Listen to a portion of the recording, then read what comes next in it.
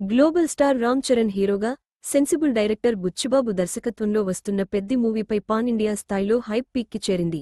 రామ్ చరణ్ టాలీవుడ్లో 18 ఏళ్లు పూర్తి చేసుకున్న సందర్భంగా మేకర్స్ ఒక మైండ్ బ్లోయింగ్ పోస్టర్ రిలీజ్ చేశారు. రైల్వే ట్రాక్పై నిలబడి ఉన్న చరణ్ లుక్ అభిమానులను ఉత్సాహపరిచింది. చరణ్ క్యారెక్టర్ వెండితెరపై నిజమైన వేడుక అవుతుందని టీం హామీ ఇస్తోంది.